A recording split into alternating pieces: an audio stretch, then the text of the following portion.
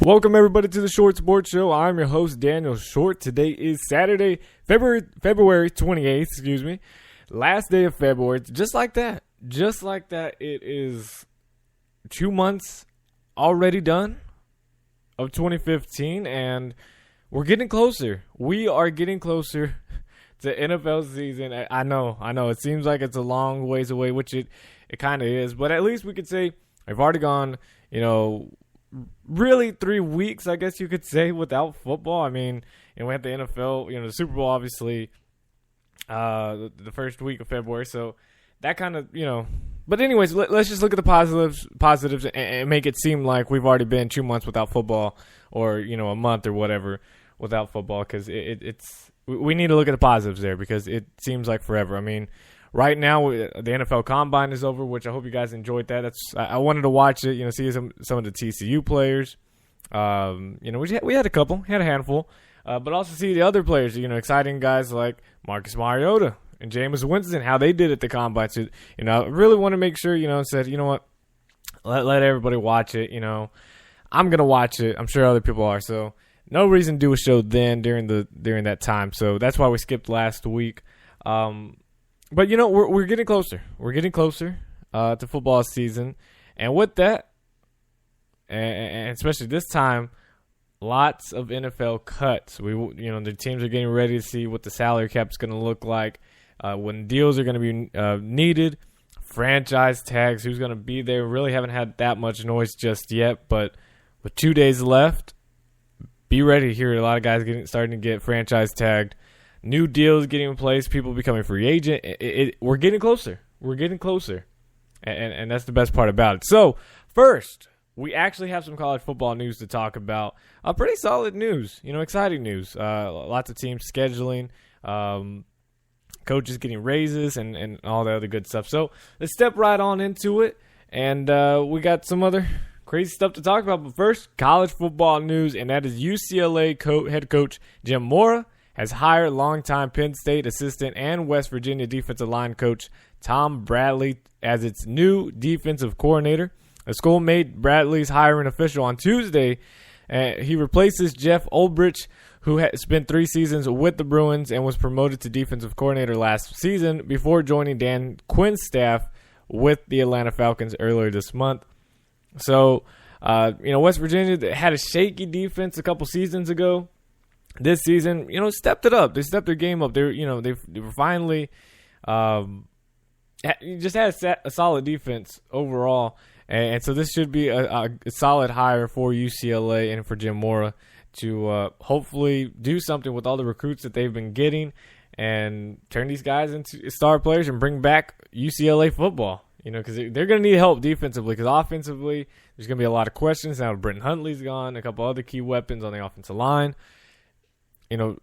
Building this defense is going to have to be that rock for this team to be competitive, especially against rivals like USC, who's going to have a top offense. So, really good hire for UCLA to get Tom Bradley, a guy that's been around, I believe it said 32 seasons of coaching now. So, I mean, you got an experienced guy. He knows what he's going to do with this squad and help make UCLA more productive on defense.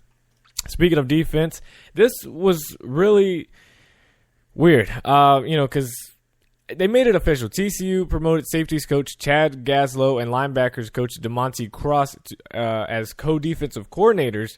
But when I got the alert on ESPN on my phone about a week ago, it said, TCU names defensive coordinators, blah, blah, blah. And it's like, this was announced a month ago. This was a long time ago. Why, is ESPN really this behind?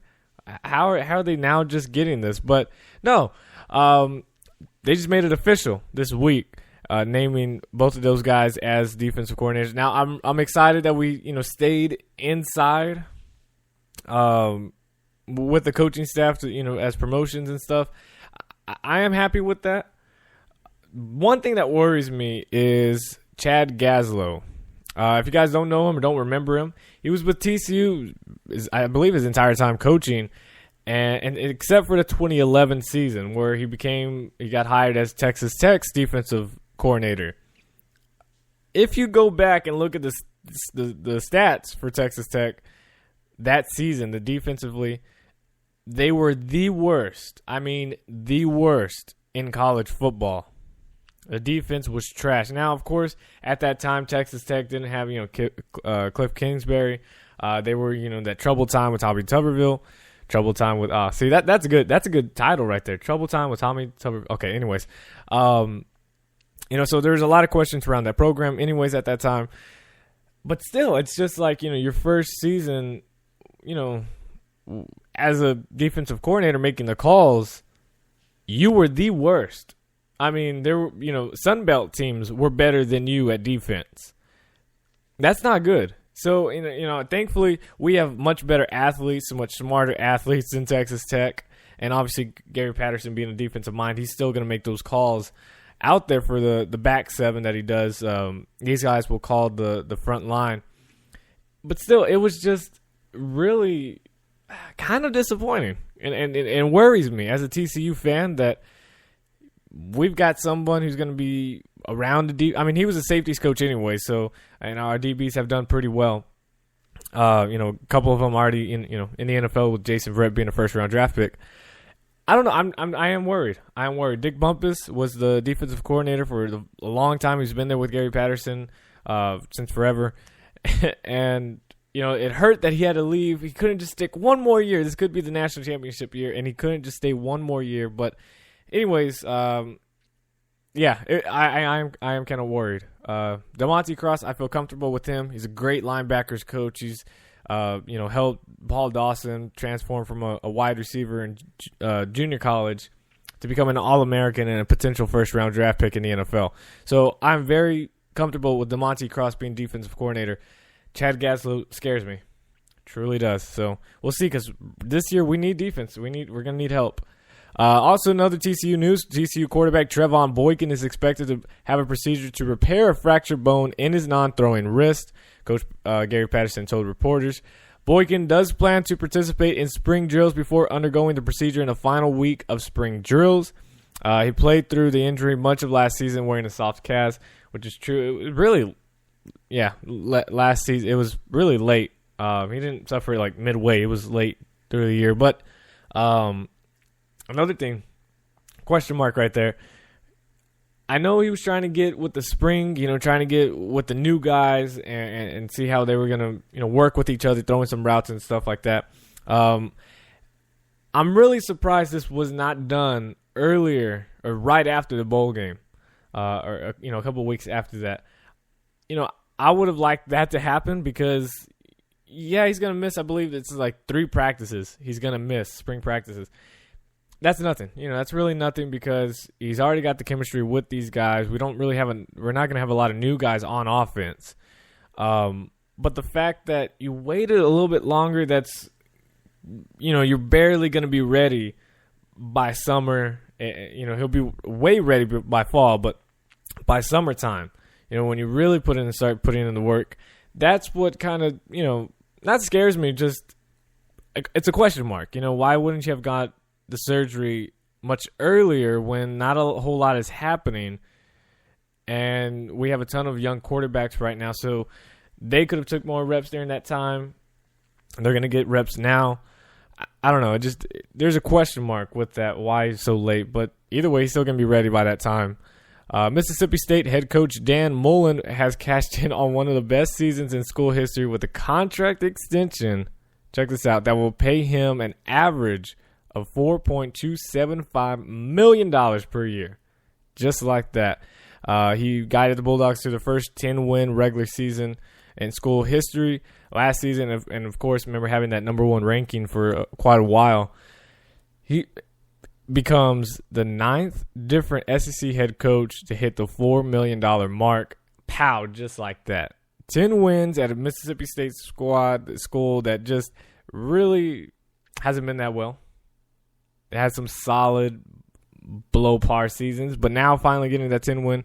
And just like that, you're now getting paid $4.275. You're getting closer and closer to Nick Saban's, $5.5 million, something like that. That's crazy. But Mississippi State, Dan Mullen is a great coach, though. You never see him going crazy with media, doing stupid things with the football players, anything.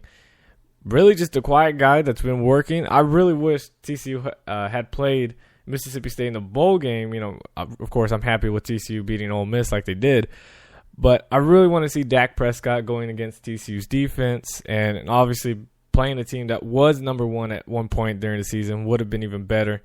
Even though Ole Miss was, right around there.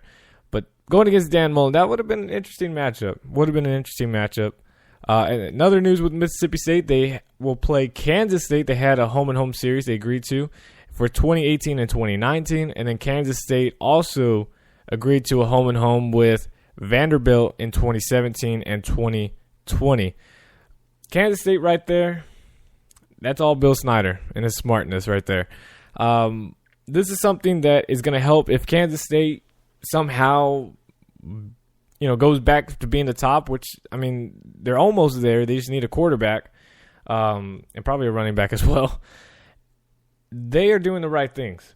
Not only are they scheduling a team in the Power 5, they're scheduling a team in the SEC, with Mississippi State obviously being really good right now with Dan Mullen. And then Vanderbilt, which is one of their lower teams, but it's still an SEC team. It's going to look better than basically all the other teams you could play because of the SEC bias. You have that. Kansas State, if they go on, winning their regular season, winning other games, that is going to boost them up in the rankings. So they're doing a good job. This is what I wish TCU would do. Right now this season we're playing at Minnesota. It's going to be a good game, but it's all right. Then they're also playing, Stephen F. Austin. We should cancel that and put Vanderbilt in there. Not that Vanderbilt's the same as Stephen F. Austin, but it is a weaker team that we know we could beat. But it's still an SEC team, so it boosts you up. Especially right now with Baylor being right next to us and them playing all the weak squads. This is our time that we should have scheduled someone else, especially not in the FCS. The FCS should be done with. We should not be playing them anymore. That is past history.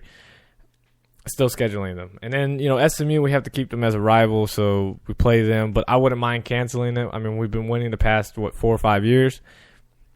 And they've been bad. They're going downhill, so why not play a Vanderbilt, a Kentucky team that is getting better, but playing them. Tennessee is something to look out for. They might be getting better. They are getting better, but they might be getting to the top soon, so who knows. But could take a shot at them now. This is what TCU needs to do. Kansas State's doing the right thing. They just need to, start winning some games. And if they can beat Mississippi State and Vanderbilt, they're going to be looking good for rankings and the College Football Playoff Committee. Speculation surfaced late Friday morning that Dax Garman, quarterback of Oklahoma State, called into the football offices and quit the team. SB Nation followed that up by writing that saying, quote, sources say that Garman skipped yesterday's practice, called in, and stated his intentions to transfer from the football program. And should Garman, opt to transfer, which it's looking like, he'd be eligible to play immediately at a FBS school as a graduate transfer. And he is set to receive his degree from OSU in May, so he can go anywhere. And I believe this was somewhat expected after he didn't do that well while he was starting quarterback. He had to replace J.W. Walsh, who sustained a season-ending leg injury in Week 2. He played the next 8 games at quarterback before going down with a concussion in November 15th to a loss to Texas, and was replaced by Mason Rudolph. And that guy, it scares me. But as a freshman, he led the Cowboys to at least 28 points per game and going 2-1, including a bowl victory over UW in the Cactus Bowl. So, with Mason Rudolph being younger, putting more points on the board, and winning, Dex Garman said, you know what, it's probably time to go somewhere else. They haven't said where he's thinking about, what the schools are, he's possible to go to. But his status won't be confirmed until March 9th. That's when it could be official. So March 9th is when we'll find out about Dax Garman. But it really isn't a shock to any Oklahoma State fans or anybody that knows Big 12 because